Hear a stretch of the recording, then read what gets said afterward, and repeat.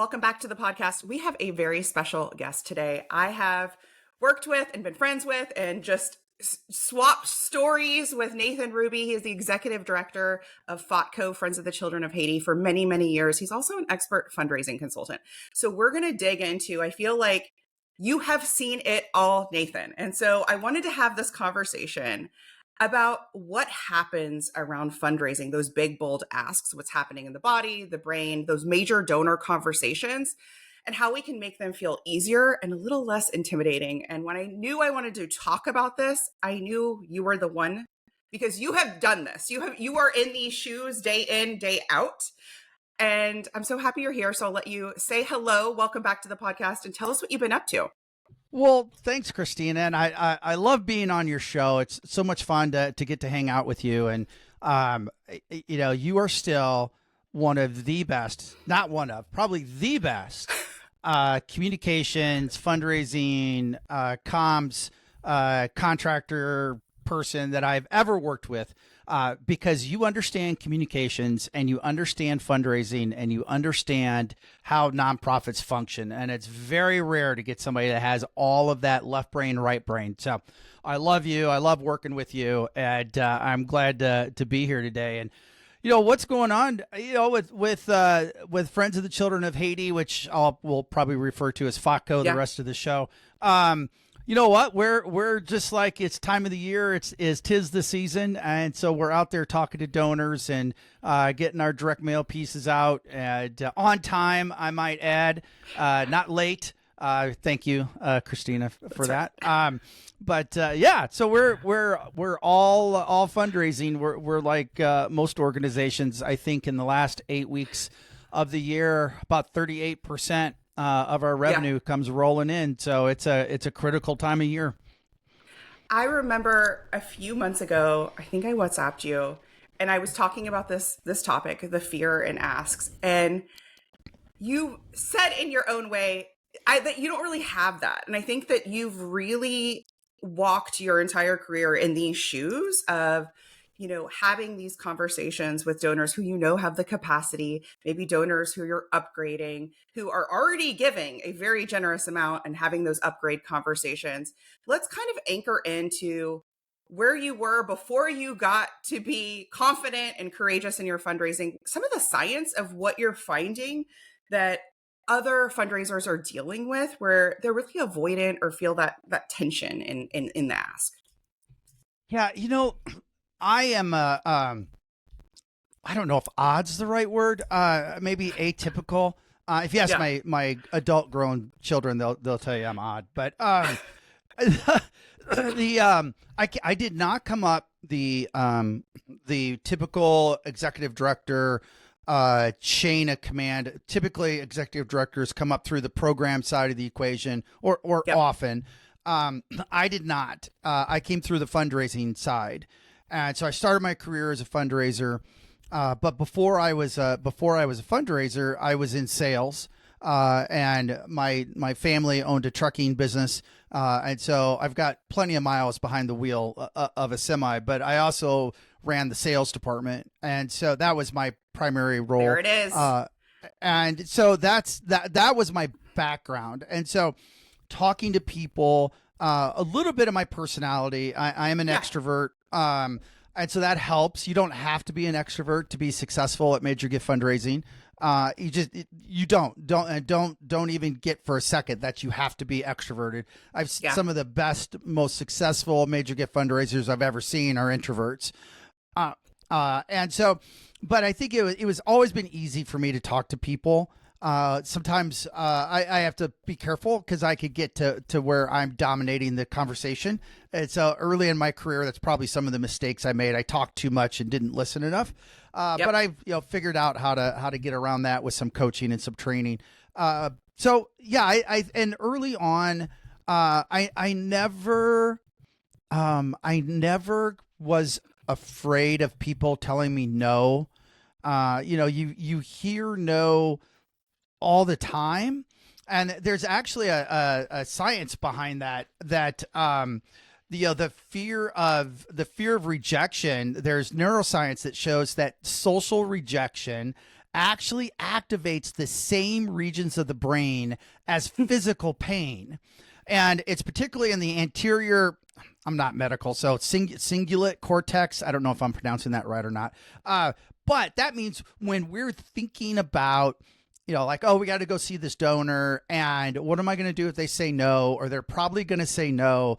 Yeah. When you're thinking that, that's the part of your brain is lighting up. That is the same part as when you're physically hurt, when you're experiencing pain. So if you, usually when I make a reference of, something I don't want to do, it's like, I'd rather have a root canal than do that. So when you're thinking about, going to a donor, and if they say no, and the same part of your brain lights up as I have to go get a root canal, well, of course you're going to feel anxious and upset and nervous about making that ask, because that's the part of your brain that's lit up. So I love that you brought in your background in sales. The saying, like, everyone should work in the service industry once, everyone should at least wait tables once. I think everyone, yes to that. And I think everyone should be in sales, because that is also, I think, what gave me the foundation of just being totally fine with rejection.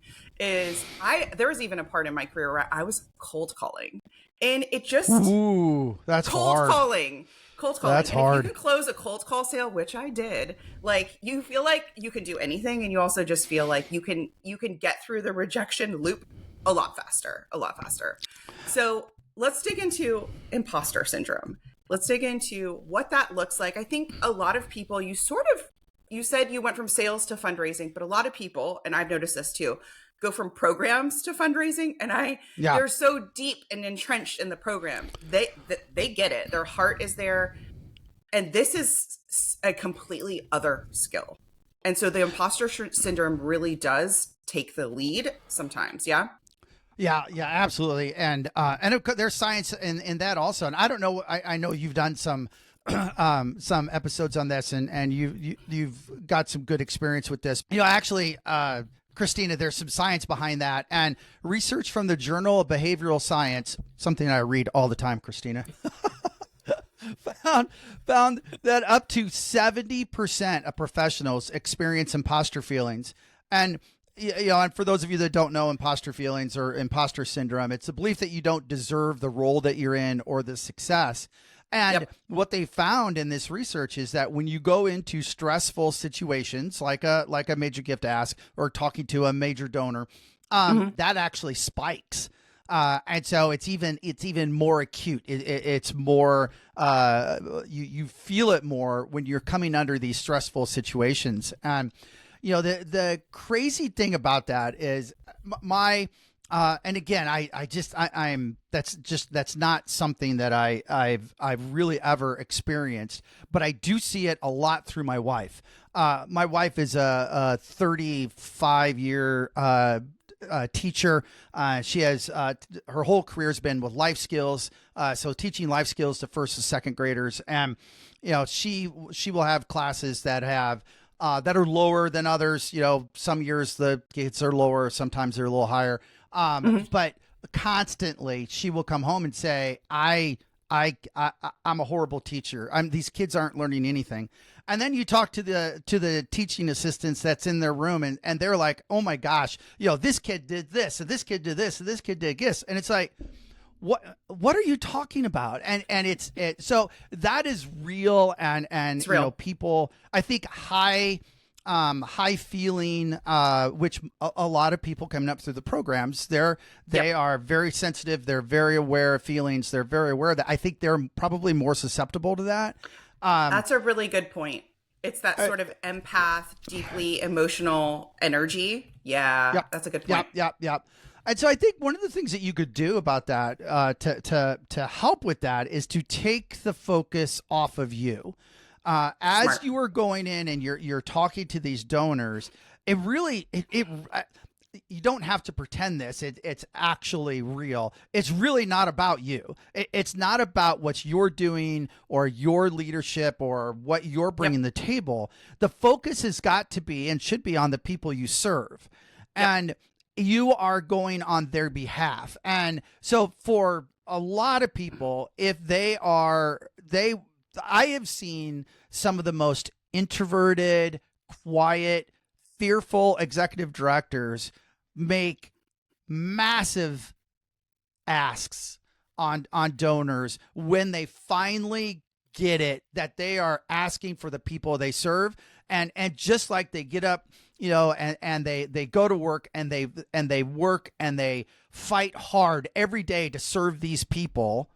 Yep. Making a major gift ask, it's the same thing. It's the same thing as going to work and doing the program, doing the things that you love for the people that you are deeply moved to help. Yep. Fundraising, it's just the same thing. It's just something a little different. So you go into that meeting, into that ask meeting, with the understanding and the mindset of, I am doing this to help these people who desperately need to help. It's not it's not about me, and that will help a lot of people kind of get over that imposter syndrome. Sometimes I will, just to like diffuse the pressure, if I have a client who's really stuck in what I would describe as the before, where you just said they're like, it's really heavy. I'm like, you're not asking for 10 grand to go spend in Vegas. Like, you're not taking the money to go to Vegas for the weekend. In a lot of ways, this doesn't have anything to do with you, right? It's over here, the people you serve. As a pattern interrupt, I'll give them that. So sometimes that's helpful. So I think what you just said is exactly that, is staying on the people you serve can help take you and the pressure of you being central and about it. Yeah. And and the more deeply you are, the more deeply your convictions are for the organization you serve and the people ultimately that you serve, the better that is for fundraising. And that will, I mean, if you're looking for a $20 gift and you're sending a letter, okay, you can write that emotion, you can write that intense feeling for the people that you're serving. You can communicate that through the written word. But when you get into a major gift situation where you're face to face with donors, the more passion you have, the more excitement you have, that comes out to donors. It's magnetic. Yeah, it is.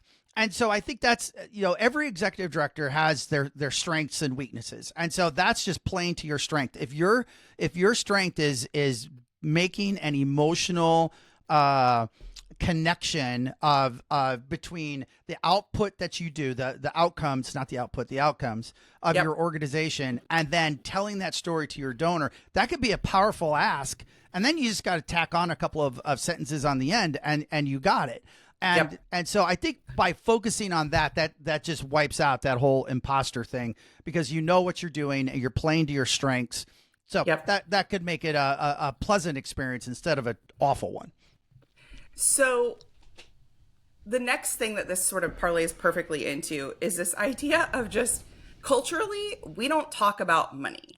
We don't talk about, not really, how much people make. We just project. Everything is a projection. So imagine you see your maybe somebody you went to college with, you haven't seen them in a while, and you're meeting them for dinner, and they roll up with a really fancy car, right? All of the thoughts we have, great, they make more money than me. Oh, they must have it so good. We have no idea about their debt. We have no idea about anything. Everything is just a projection. And so we have all this like cultural discomfort about money. And then we plunk people into a role where their job is to ask people for the most money. How do you reconcile it? How have you dealt with it? And then the other piece is just like, and then we're supposed to ask them again and again and again. Let's talk about it. That's awesome. This is an awesome topic. And the answer to the one about your when you went back to your reunion, and the one of somebody rolled up in a brand new expensive car, just to let you know that was rental. That was exactly rented. So, exactly. It's all exactly. Thank you. Yeah. Thank you for that. Yeah, for sure. There's no doubt about that.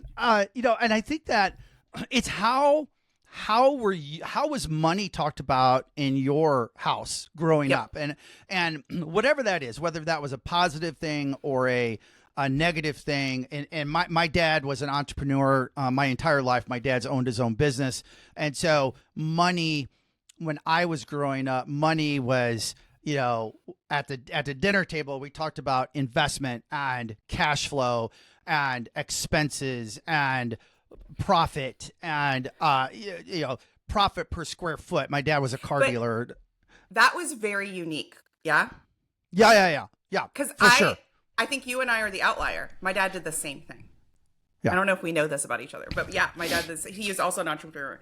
I remember he told me, he would tell me these numbers, how much he needed to make in an auction, how much it cost him a day to pay and on one hand, that could be like a lot for a high schooler or junior high or, teenager. But on the other hand, it was a peek into talking about money and not a taboo way. So I appreciate it. So we're the outliers. As a fifth grader, I got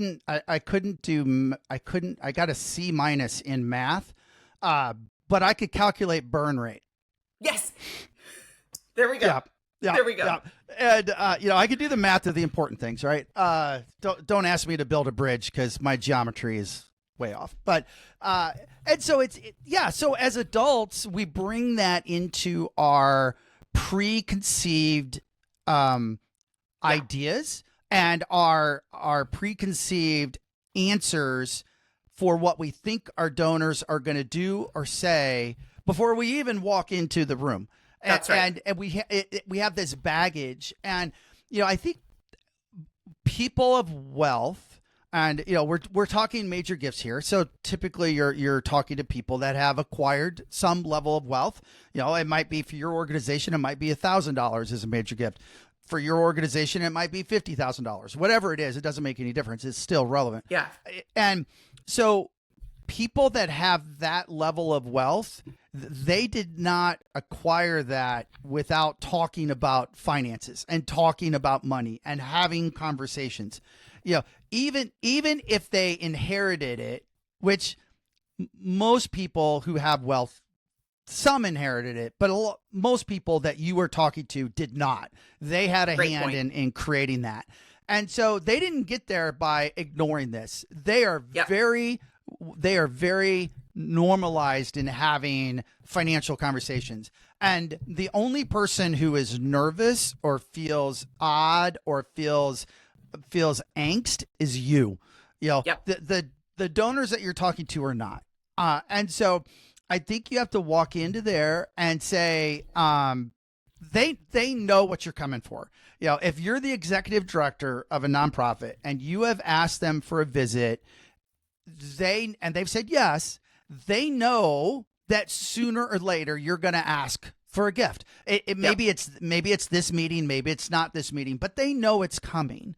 And so you don't have to feel anxious or upset if the person you're talking to is not anxious or upset.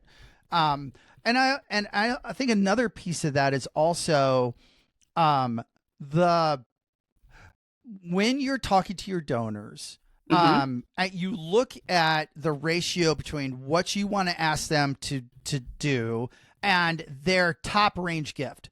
So if somebody's top range gift is $100,000 gift, and you're going to ask them for $1,000, well, okay, there's not a lot of stress there, because they're gonna make that $1,000 gift, kind of like Christina, you and I might make $100 gift or a $50 gift. It's like, if you ask me, if any, I hope my neighbors aren't listening. If any kid comes to the door, and is selling candy, I will buy $25 to $50 worth, just because they had just because they're out there, they're knocking on the door. My kids did it, 20 years ago, 25 years ago, my kids are in the neighborhood doing it. I'm happy to do that. So if you have a $100,000 donor and you're asking for $1,000, good Lord, there's no pressure there. Now, if you have a $100,000 donor and you're going to ask for $95,000 or $105,000, okay, maybe there's a little stress there. But then we go back to the, it's not about you, it's about the people you serve. And so that bounces back and forth, but your donors are very willing. It is amazing, Christina, and in my experience and the times that I've done this, what people will tell you if you just ask them. Ooh. I have donors. One of the things that I use for how much should I ask for is what are the other organizations that they're giving to. Well, how do you find that out? Well, you ask, and you just say, hey, what are the other top 3 organizations that you fund besides us? never, ever have I had a donor not give me that information. Now, would they have given it to me if I hadn't asked? No, they wouldn't have. But I asked, and they answered. And then I'll do the next thing. The next follow up is, well, where are we? Are we like number 1 or are we number 5? That's right. And they'll tell you. And so it's so if you're number 3 on the list and you went online and you found out that they made $100,000 gift to their alma mater, and you're number 3 on the list, okay, well, maybe maybe 50's the right ask, but I could go in with a little bit more confidence because I know I'm in the top 5. I know they love us. I know what they've given in the past. I'm going to ask them to bounce it up, 10%, 5%, 20%, whatever it is. And so when it comes to the taboo of talking about money, I think you just got to get over it. And know that, hey, if you haven't had a good relationship with money in the past, I get it, that's part of it, but it's your donor that you're focused on, not you. And so you've got to put yourself, your glasses on, the lens of your donor and how they view money, not how you view money.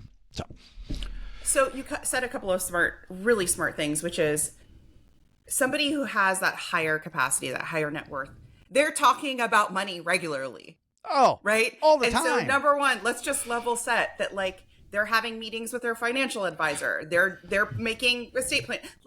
Money is something that is not taboo for them. So you bringing up money to them is totally fine. You're asking about the weather, right? Yes. And the other thing is that you said that was so smart was this idea of you're not supposed to be a mind reader. The only reason you'll be informed to know how much to ask is because you ask them questions. Yeah. And if you ask great questions, people will give you answers, and those answers will help inform your ask.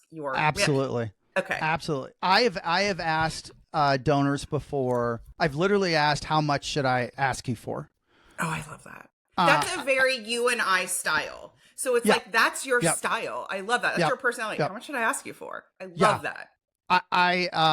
I've also got myself caught a couple of times in that because I've said, I've said it many times to donors, especially donors I don't know as well. I think I'm ready for an ask, but I don't know them quite as well as the donors I've worked with for 10 years. And I said to one donor, we were getting done with the conversation. The visit was over, and I said, hey, and I do this all the time to donors.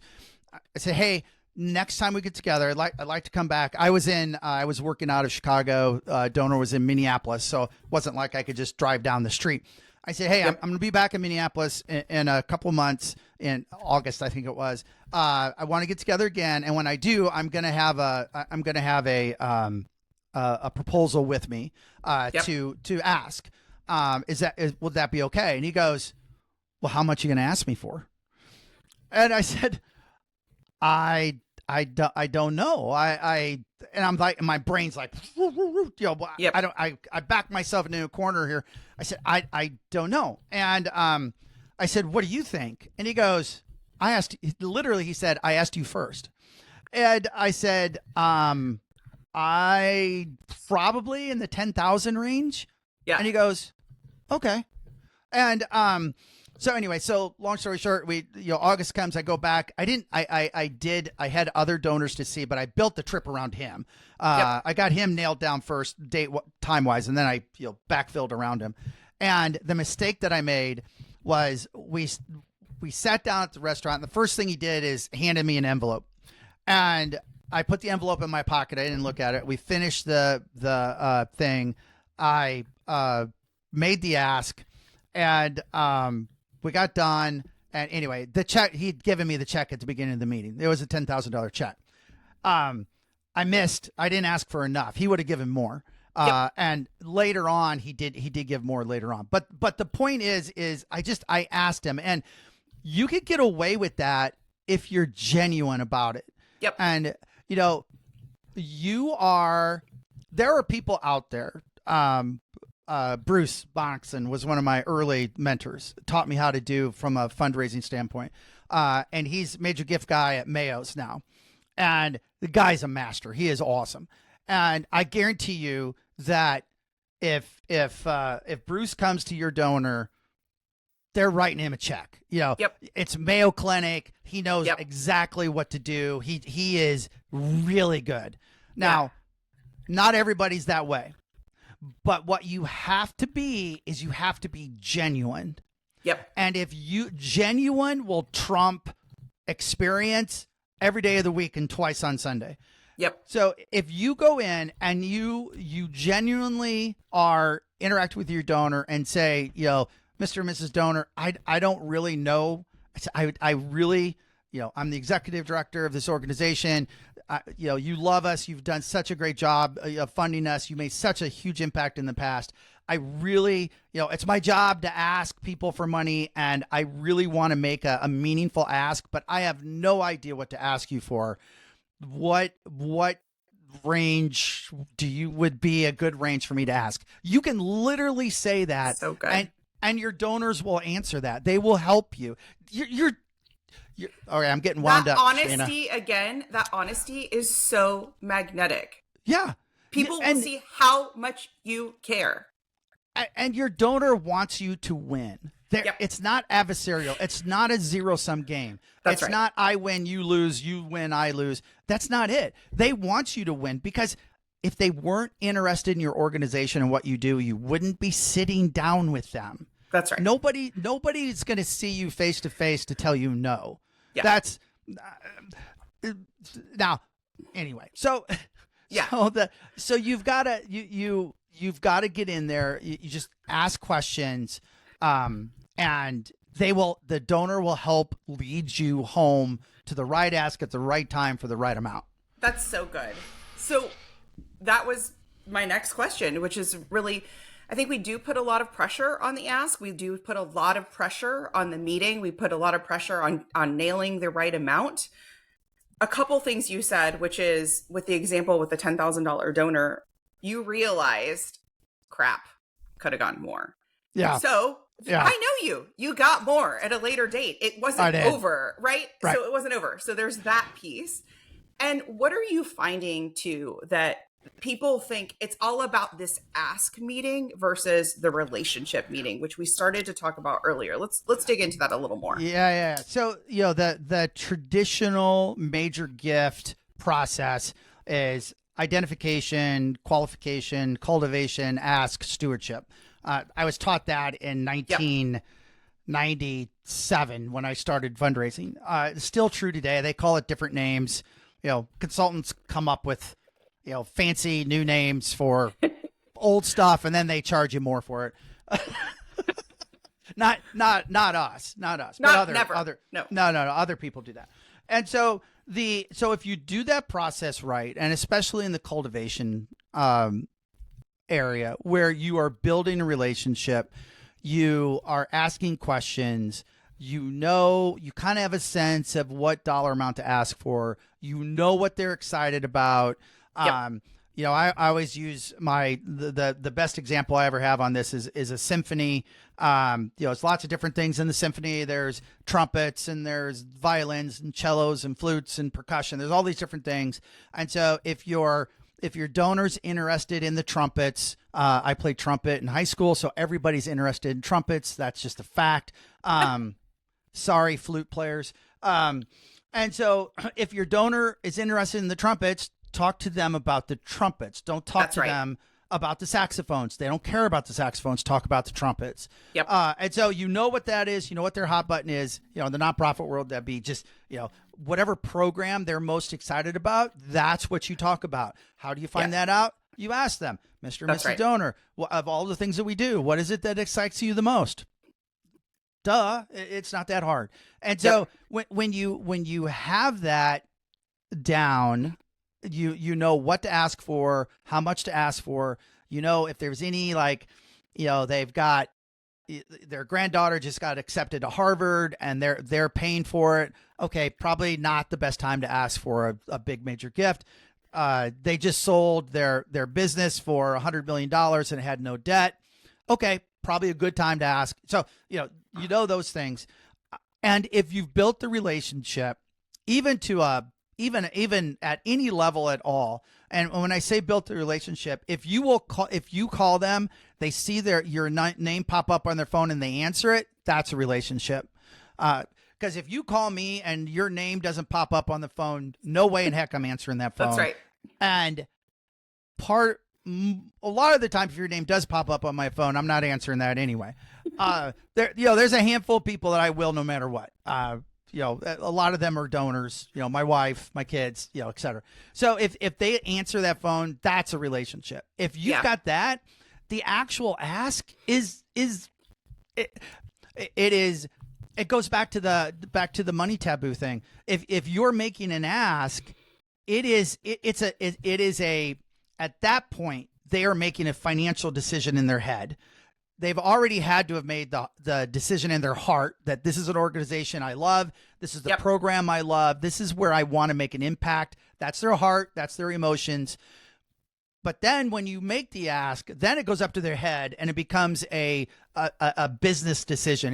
That's where the head gets involved. And so, but that part of it is the smallest part of it. Everything else is the relationship and the emotional side of it. So if you have a strong relationship with your donor, it is that you can mess up the ask, you could fumble, you could say it all the words backwards, and it will not make any difference. It won't. It's just, you just got to get it out. And even if you write it on a piece of paper and let them read it, that'd be better than nothing. But yeah, don't underestimate the level of the relationship, and that trumps how you do the ask. Oh my gosh, that was so good. Ask imperfectly. The point is ask. Ask. The point is ask. This has been like a masterclass on fundraising, major donor conversations, those relationships. Thank you so much. Any final thoughts before we wrap up today? The only bad ask is the one that you don't make. Here we go. Mic drop. Love it.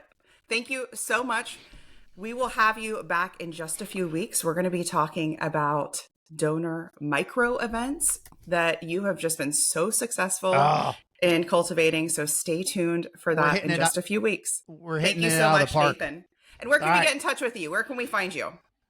You can find me at oh jeez, you're gonna have to. Should we link to it in the show notes? Yes. Your LinkedIn, is that the best place to find you? Yeah, perfect. That'd be great. All right. Thank you so much, Nathan.